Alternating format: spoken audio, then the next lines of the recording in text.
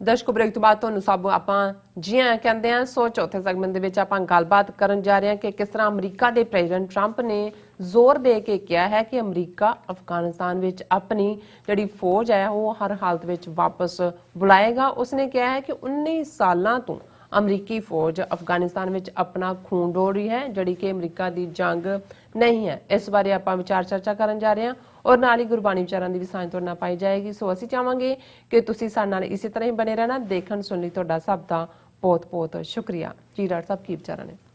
ਦੇਖੋ ਵੈਸੇ ਅੱਜ ਖਾਸ ਦਿਨ ਵੀ ਹੈ ਅਮਰੀਕਨ ਲਿਹਾਜ਼ ਨਾਲ ਵੀ, ਕਿਉਂਕਿ ਠੀਕ 9 ਵਜੇ ਜਿਉਂ ਹੀ ਸਾਡਾ ਪ੍ਰੋਗਰਾਮ ਖਤਮ ਹੋਏਗਾ ਨੈਸ਼ਵਿਲ ਟੈਨੈਸੀ ਦੇ ਵਿੱਚ ਪ੍ਰੈਜ਼ੀਡੈਂਟ ਟਰੰਪ ਔਰ ਜੋ ਬਾਈਡਨ ਦੀ 90 ਮਿੰਟ ਦੀ ਡਿਬੇਟ ਜਿਹੜੀ ਫਾਈਨਲ ਡਿਬੇਟ ਹੈ, ਔਰ ਕਿਉਂਕਿ 3 ਨਵੰਬਰ ਨੂੰ ਚੋਣਾਂ ਨੇ ਔਰ ਉਹਦੇ ਵਿੱਚ ਜਿਹੜੇ ਬਹੁਤ ਸਾਰੇ ਇਸ਼ੂ ਏਜੰਡੇ ਦੇ ਉੱਤੇ ਨੇ, ਉਹਨਾਂ ਦੇ ਵਿੱਚ ਫੋਰਨ ਪਾਲਿਸੀ ਵੀ ਹੈ ਔਰ ਜ਼ਾਹਰ ਹੈ ਕਿ ਇਸ ਦੇ ਉੱਤੇ ਜਿੱਥੇ ਕਰੋਨਾ ਕੋਵਿਡ-19 ਔਰ ਦੂਸਰੇ ਇਸ਼ੂ ਹੈਲਥ ਐਨਵਾਇਰਨਮੈਂਟ ਉਹਨਾਂ ਦੀ ਵੀ ਕੰਟੀਨਿਊਟੀ ਹੋਏਗੀ ਪਿਛਲੀਆਂ ਡਿਬੇਟਸ ਤੋਂ। ਔਰ ਅਸੀਂ ਹੋਪ ਕਰਦੇ ਹਾਂ ਕਿ ਇਹ ਜਿਹੜਾ ਡਿਬੇਟ ਹੈ ਇਹ ਮੋਰ ਸਿਵਲਾਈਜ਼ਡ ਹੋਏਗੀ। ਪਹਿਲੀ ਡਿਬੇਟ ਵਾਂਗ 140 ਇੰਟਰਪਸ਼ਨਸ ਨਹੀਂ ਹੋਣਗੀਆਂ। ਹਾਲਾਂਕਿ ਫਾਰਮੈਟ ਦੇ ਵਿੱਚ ਹੁਣ ਉਹਨਾਂ ਨੇ ਇੱਕ ਕੀਤਾ ਕਿ ਜਿਹੜਾ ਉਸ ਨੂੰ ਮੋਡਰੇਟ ਕਰ ਰਿਹਾ ਹੋਏਗਾ ਉਹਦੇ ਕੋਲ ਮਾਈਕ ਦਾ ਬਟਨ ਹੋਏਗਾ, ਜਿਹਨੇ ਜਦੋਂ ਬੋਲਣਾ ਤੇ ਦੂਸਰੇ ਦਾ ਮਾਈਕ ਆਫ ਹੋਏਗਾ, ਤਾਂ ਕਿ ਕਿਉਂਕਿ 2-2 ਮਿੰਟ ਦਾ ਜਦੋਂ ਟਾਈਮ ਦਿੱਤਾ ਜਾਂਦਾ ਕਿਸੇ ਇਸ਼ੂ ਤੇ, ਸੋ ਇਹ ਵੀ ਜਿਹੜੇ ਵਿਗੜੇ ਬੱਚੇ ਨੇ ਉਹਨਾਂ ਨੂੰ ਡਿਸਪਲਿਨ ਕਰਨ ਦੇ ਲਈ ਇਹ ਲਾਈਨ ਹੈ। ਲੇਕਿਨ ਇਸ ਤੋਂ ਠੀਕ ਪਹਿਲਾਂ ਅੱਜ ਕੀ ਉਹਨਾਂ ਨੇ ਕਹਿਣਾ ਹੈ, ਮੋਸਟਲੀ ਤਾਂ ਆਪਣੀਆਂ ਪਾਲਿਸੀਜ਼ ਨੂੰ ਡਿਫੈਂਡ ਕਰਨਾ ਹੁੰਦਾ ਹੈ। ਪਰ ਅਸੀਂ 2 ਦੁਖਦਾਈ ਖਬਰਾਂ ਪਿਛਲੇ 2 ਦਿਨਾਂ 'ਚ ਦੇਖੀਆਂ। ਪਹਿਲਾਂ ਪਰਸੋਂ ਦੀ ਖਬਰ ਸੀ ਕਿ ਤਾਲਿਬਾਨ ਨੇ ਜਿਹੜਾ ਨਾਰਥ ਈਸਟ ਦੇ ਵਿੱਚ ਅਫਗਾਨਿਸਤਾਨ ਦਾ ਪ੍ਰੋਵਿੰਸ ਤਖਰ ਹੈ ਉਹਦੇ 'ਚ ਇੱਕ ਸਿਕਿਉਰਿਟੀ ਕੰਪਲੈਕਸ ਤੇ ਹਮਲਾ ਕਰਕੇ ਜਿਹੜਾ 25 ਅਫਗਾਨ ਸਿਕਿਉਰਿਟੀ ਪਰਸਨਲ ਮਾਰ ਦਿੱਤੇ। ਹਾਲਾਂਕਿ ਅਦਰਵਾਈਜ਼ ਤਾਂ ਸੀਜ਼ ਫਾਇਰ ਹੈ, ਤਾਲਿਬਾਨ ਔਰ ਗੱਲਬਾਤ ਇੰਟਰ ਅਫਗਾਨ ਡਾਇਲੋਗ ਵੀ ਹੋਇਆ। ਫਿਰ ਅੱਜ ਦੀ ਜਿਹੜੀ ਖਬਰ ਹੈ ਕਿ ਕਿਵੇਂ ਅਫਗਾਨਾ ਜਿਹੜੀ ਗਵਰਨਮੈਂਟ ਹੈ ਅਬਦੁੱਲਾ ਔਰ ਅਸ਼ਰਫ ਗਨੀ ਦੀ, ਉਹਨਾਂ ਨੇ 에ਅਰ ਸਟ੍ਰਾਈਕਸ ਕੀਤੀਆਂ ਨੇ ਉਸੇ ਹੀ ਤਖਰ ਇਲਾਕੇ 'ਚ ਔਰ ਇੱਕ ਮਦਰਸੇ ਦੇ ਉੱਤੇ ਬੰਬ ਸੁੱਟੇ ਜਿਹਦੇ 'ਚ 12 ਤੋਂ ਜ਼ਿਆਦਾ ਬੱਚੇ ਮਾਰੇ ਗਏ ਨੇ ਔਰ ਹੋਰ ਵੀ ਜਿਹੜੇ ਨੇ ਸਿਵਲੀਅਨ ਮਾਰੇ ਗਏ। ਹੁਣ ਇਸ ਸਾਰੇ 'ਚ ਜਦੋਂ ਕਿ ਲੱਗ ਰਿਹਾ ਹੈ ਕਿ ਵੀ ਜਿਹੜਾ ਸੀਜ਼ ਫਾਇਰ ਹੈ ਉਹ ਹੋਲਡ ਨਹੀਂ ਹੋਇਆ ਜਾਂ ਉਹ ਵਾਇਓਲੇਸ਼ਨਸ ਹੋ ਰਹੀਆਂ, ਟਰੰਪ ਨੇ ਇਹ ਅਨਾਉਂਸ ਕੀਤਾ। Trump says US has had enough of 19 years in Afghanistan ਕਿ ਔਰ ਅਮਰੀਕਾ ਦੇ ਹਿਸਟਰੀ ਦੀ ਸਭ ਤੋਂ ਵੱਡੀ ਜੰਗ ਹੈ, 19 ਸਾਲ ਹੋ ਗਏ ਨੇ ਉੱਥੇ ਫਸੇ ਹੋਏ ਨੇ। ਔਰ ਟਰੰਪ ਨੇ ਜਿਹੜਾ ਕਿਹਾ ਐਗਜ਼ੈਕਟਲੀ ਉਹਨਾਂ ਦੇ ਲਫ਼ਜ਼ ਮੈਂ ਦੱਸਣਾ ਚਾਹੁੰਦਾ ਤਾਂ ਕਿ ਮਾਈਂਡਸੈਟ ਕੀ ਹੈ। ਔਰ ਇਹਦੇ 'ਚ ਕੋਈ ਸ਼ੱਕ ਨਹੀਂ ਹੈ ਕਿ ਪਿਛਲੇ ਕੈਂਪੇਨ ਦੇ ਵੇਲੇ ਜਦੋਂ ਉਹਨਾਂ ਨੇ 2016 'ਚ ਕੀਤਾ, ਉਹਨਾਂ ਨੇ ਕਿਹਾ ਸੀ ਵੀ ਇਹ ਜੰਗਾਂ ਸਾਡੀਆਂ ਨਹੀਂ ਨੇ ਜਿਹੜੀਆਂ ਫਾਰ ਆਫ ਲੜੀਆਂ ਜਾ ਰਹੀਆਂ ਔਰ ਅਸੀਂ ਫੌਜਾਂ ਵਾਪਸ ਬੁਲਾਵਾਂਗੇ। ਸੋ ਇਹਨੂੰ ਇਸ ਲਾਈਨ ਨੂੰ ਮੈਂ ਵੀ ਹਮੇਸ਼ਾ ਐਪਰੀਸ਼ੀਏਟ ਕੀਤਾ। ਔਰ ਉਹਨਾਂ ਨੇ ਕਿਹਾ ਕਿ ਵੀ ਇਹ ਜੋ ਚੱਲ ਰਿਹਾ ਹੈ ਕਿ ਵੀ we never had anything like it and sacrificing American blood and treasure in endless foreign wars in countries that you have never even heard of, and they are all coming back, you know that, right? I hope nobody objects। ਉਹਨਾਂ ਨੇ ਕਿਹਾ ਕਿ ਵੀ ਅਸੀਂ American ਖੂਨ ਡੋਲ ਰਹੇ ਹਾਂ, ਆਪਣਾ ਖਜ਼ਾਨਾ ਉੱਥੇ ਤਬਾਹ ਕਰ ਰਹੇ ਹਾਂ ਔਰ ਉਹ ਥਾਵਾਂ ਜਿਨ੍ਹਾਂ ਬਾਰੇ ਅਸੀਂ ਸੁਣਿਆ ਵੀ ਨਹੀਂ ਹੋਇਆ, ਇਹ ਜਿਹੜਾ ਇਹ ਤੇ ਕਿਸੇ ਨੂੰ ਇਤਰਾਜ਼ ਨਹੀਂ ਹੋਣਾ ਚਾਹੀਦਾ। ਫਿਰ ਉਹ ਪੁੱਛਦਾ ਜਿਵੇਂ ਸਟਾਈਲ ਹੈ, ਠੀਕ ਹੈ ਕਿ ਨਹੀਂ। ਔਰ mister Trump told his supporters on Wednesday at an election rally in Gastonia in the battleground state of North Carolina, ਕਿਉਂਕਿ ਨਾਰਥ ਕੈਰੋਲਾਈਨਾ 'ਚ ਵੀ 1.5 ਤੋਂ 2% ਦਾ ਮਾਰਜਨ ਚੱਲ ਰਿਹਾ ਟਰੰਪ ਔਰ ਬਾਈਡਨ ਦਾ। ਸੋ ਉਹਨੇ ਨਾਰਥ ਕੈਰੋਲਾਈਨਾ ਦੇ ਵਿੱਚ ਹੀ ਇਹ ਗੱਲ ਬੈਟਲ ਗਰਾਊਂਡ ਸਟੇਟ ਨੂੰ ਕਹਿੰਦੇ ਨੇ। ਉਹਨਾਂ ਨੇ ਕਿਹਾ I think 19 years in Afghanistan is enough. What did you say? We are like a police force over there. We have the greatest soldiers in the world, but over there we are like a police force. 19 years is enough. ਉਹਨੇ ਕਿਹਾ ਜੀ ਉੱਥੇ ਸਾਡੀ ਫੌਜ ਲੜ ਥੋੜੀ ਰਹੀ ਸੀ, policeman ਬਣੇ ਹੋਏ ਵੀ ਸਾਡੀ ਗ੍ਰੇਟ ਆਰਮੀ 19 ਸਾਲਾਂ ਤੋਂ ਅਸੀਂ ਫਸੇ ਹੋਏ ਹਾਂ ਔਰ ਅਸੀਂ you think it is easy getting out with all the military industrial complex, right? The military, beware the military industrial complex, that's right, but we are all coming home, they are all coming home। ਸੋ ਇਹ ਬੜੀ bold statement ਹੈ, ਕਿਉਂਕਿ ਪਹਿਲਾਂ ਤਾਂ ਉਹਨਾਂ ਨੇ ਇੱਕ tweet ਕਰਕੇ ਕਿਹਾ ਸੀ ਕਿ ਬਾਈ ਕ੍ਰਿਸਮਸ ਸਾਰੇ ਜਿਹੜੇ ਨੇ ਉਹ ਵਾਪਸ ਆ ਜਾਣਗੇ, ਪਰ ਐਨ ਉਸ ਬੈਟਲ ਗਰਾਊਂਡ ਸਟੇਟ 'ਚ ਖਲੋ ਕੇ ਡਿਬੇਟ ਤੋਂ ਇੱਕ ਦਿਨ ਪਹਿਲਾਂ ਇਹ ਕਹਿਣਾ ਦੱਸਦਾ ਹੈ ਕਿ ਟਰੰਪ ਸਾਹਿਬ ਜੇ ਕਰਨ, ਹਾਲਾਂਕਿ ਉੱਥੇ ਚੱਲ ਰਿਹਾ ਖੂਨ ਖਰਾਬਾ ਹੋ ਰਿਹਾ। ਜਿਵੇਂ ਅਸੀਂ ਦੱਸਿਆ ਕਿ ਵੀ ਉਸ ਤਖਰ ਪ੍ਰੋਵਿੰਸ ਦੇ ਵਿੱਚ ਤਾਲਿਬਾਨ ਨੇ 25 ਸਿਕਿਉਰਿਟੀ ਵਾਲੇ ਮਾਰੇ, ਉਹਨਾਂ ਨੇ 에ਅਰ ਸਟ੍ਰਾਈਕਸ ਕੀਤੀਆਂ, ਪਰ ਇਹਦੇ ਬਾਵਜੂਦ ਜੇ ਟਰੰਪ ਦੀ ਚੱਲੇ, ਔਰ ਮੈਂ ਸਮਝਦਾ ਕਿ ਹੀ ਇਜ਼ ਰਾਈਟ, ਪਰ ਅਨਫੋਰਚੂਨੇਟਲੀ ਉੱਥੇ ਗੱਲ ਰੁਕੇਗੀ ਨਹੀਂ, ਇੱਕ ਹੋਰ ਸਿਵਲ ਵਾਰ ਦਾ ਦਰਵਾਜ਼ਾ ਖੁੱਲੇਗਾ। ਬਟ ਉਹ ਕਹਿੰਦਾ 19 ਸਾਲ ਹੁਣ ਅਸੀਂ ਉੱਥੇ ਲੜਨ ਵਾਲਾ ਅਮਰੀਕਨ ਫੌਜ ਤਾਂ ਲੜ ਹੀ ਨਹੀਂ, ਅਸੀਂ ਤਾਂ ਕਹਿੰਦਾ ਪੁਲਿਸਮੈਨ ਬਣੇ ਹੋਏ and we want to break that. So ਬਾਕੀ ਅੱਜ ਦੀ ਡਿਬੇਟ 'ਚ ਕੀ ਹੁੰਦਾ ਹੈ, ਅਸੀਂ ਵੀ ਪ੍ਰੋਗਰਾਮ ਖਤਮ ਕਰਦੇ ਹਾਂ, ਜਾ ਕੇ ਚਪਕ ਜਾਾਂਗੇ ਟੀਵੀ ਦੇ ਨਾਲ, ਫਿਰ ਦੱਸਾਂਗੇ ਕਿ ਵੀ ਕੌਣ ਕਿੱਧਰ ਨੂੰ ਗਿਆ। ਔਰ ਜਿਵੇਂ ਅਸੀਂ ਕਲੋਜ਼ਿੰਗ ਦੇ ਵਿੱਚ ਭਗਤ ਕਬੀਰ ਜੀ ਦੀ ਬਾਣੀ ਦੇ ਉੱਤੇ ਵਿਚਾਰ ਕਰਦੇ ਹਾਂ, ਉਹਨਾਂ ਦੇ ਸ਼ਲੋਕ ਅੱਜ ਅਸੀਂ 3 ਸ਼ਲੋਕ ਵਿਚਾਰ ਲਈ ਚੁਣੇ ਨੇ। ਔਰ ਕੱਲ ਜਿਵੇਂ ਕੱਲ ਦੇ ਦੋਵੇਂ ਹੀ ਉਹਨਾਂ ਦੇ ਜਿਹੜੇ ਕਪਲੇਟ ਸੀ ਉਹਦੇ 'ਚ ਸੀ ਕਿ ਕਿਵੇਂ ਬ੍ਰਾਹਮਣ ਨੇ ਗੰਗਾ ਨੂੰ ਪਵਿੱਤਰ ਬਣਾਇਆ, ਇਹ ਗੰਗਾ ਦੇ ਕੰਢੇ ਰਹਿਣਾ। ਬਨਾਰਸ ਬਹੁਤ, ਉਹ ਕਹਿੰਦੇ ਨੇ ਸਿੱਧਾ ਜਿਹੜਾ ਮਰੇਗਾ ਇੱਥੇ ਉਹ ਬੈਕੁੰਠ ਨੂੰ ਜਾਏਗਾ, ਸਵਰਗ ਨੂੰ ਜਾਏਗਾ, ਫਿਰ ਗੰਗਾ ਦਾ ਪਾਣੀ ਪੀਣਾ। ਉਹਨਾਂ ਨੇ ਕਿਹਾ ਵੀ ਇਹਦੇ ਨਾਲ ਕੁਝ ਨਹੀਂ ਹੋਣਾ, ਮਨ ਨੂੰ ਹੀ ਤੁਸੀਂ ਰੱਬ ਦੀ ਯਾਦ ਇਬਾਦਤ ਦੇ ਨਾਲ ਸਾਫ਼ ਕਰੋਗੇ, ਮਨ 'ਚ ਰੱਬ ਤੁਹਾਡੇ ਵਸੇਗਾ ਤੇ ਤੁਹਾਡਾ ਪਾਰ ਉਤਾਰਾ ਹੋਏਗਾ। ਨਾ ਬਨਾਰਸ ਨੇ ਕੁਝ ਕਰਨਾ, ਨਾ ਗੰਗਾ ਨੇ ਕੁਝ ਕਰਨਾ। ਹੁਣ ਅੱਜ ਦਾ ਸ਼ਲੋਕ ਉਸੇ ਨੂੰ ਹੀ ਅੱਗੋਂ ਦੱਸਦਾ ਹੈ ਵੀ ਜਦੋਂ ਤੁਸੀਂ ਰੱਬ ਦੇ ਨਾਲ ਜੁੜ ਜਾਂਦੇ ਹੋ, ਰੱਬ ਦੀ ਇਬਾਦਤ 'ਚ ਆ ਜਾਂਦੇ ਹੋ, ਫਿਰ ਤੁਹਾਡਾ ਰੁਤਬਾ ਕੀ ਹੋ ਜਾਂਦਾ ਹੈ।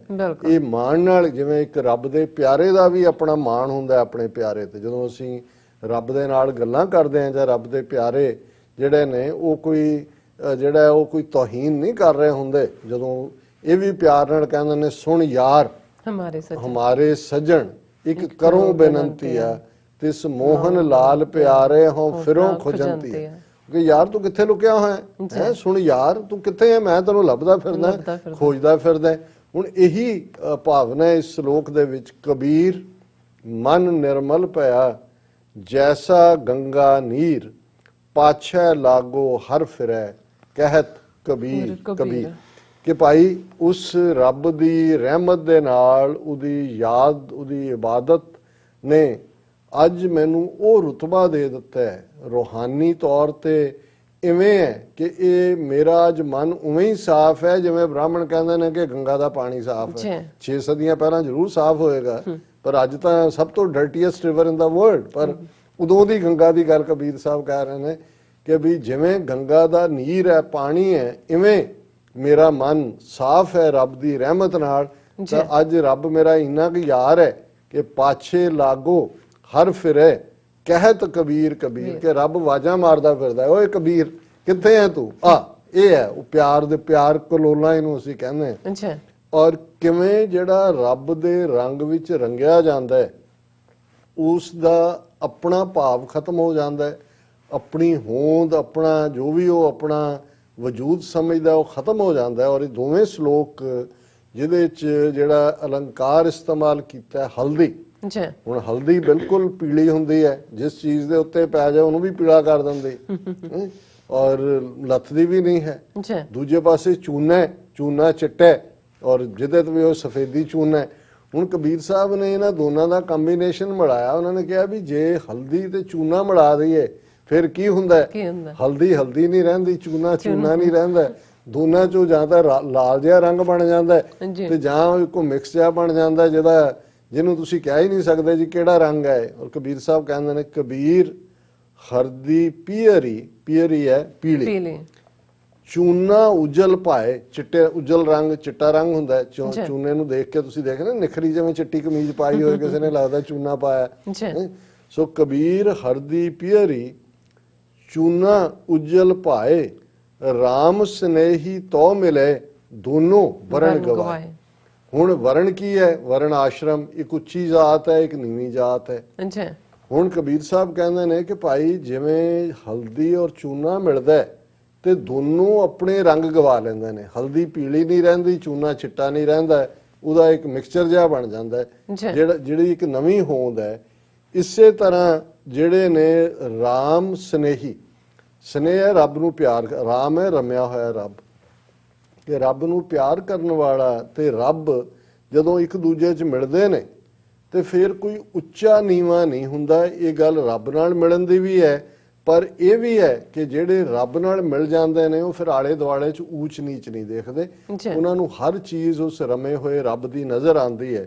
ਔਰ ਦੂਸਰਾ ਸ਼ਲੋਕ ਹੈ, ਕਬੀਰ ਹਰਦੀ ਪੀਰਤਨ, ਉਹੀ ਪੀਲੀ ਹਲਦੀ, ਹਰੈ ਚੂਨ ਚਹਿਨ ਨਾ ਰਹਾਏ, ਕਿ ਭਾਈ ਜਿਹੜਾ ਚੂਨੇ ਉਹਦਾ ਚਹਿਨ ਹੁੰਦਾ ਰੰਗ, ਹਰੇ ਦੂਰ ਹੋ ਜਾਂਦਾ ਕਿ ਹਲਦੀ ਜਿਹੜੀ ਆ ਉਹ ਚੂਨੇ ਦੀ ਔਕਾਤ ਮਿਟਾ ਦਿੰਦੀ ਹੈ, ਚੂਨੇ ਦਾ ਰੰਗ ਮਿਟਾ ਦਿੰਦੀ ਹੈ।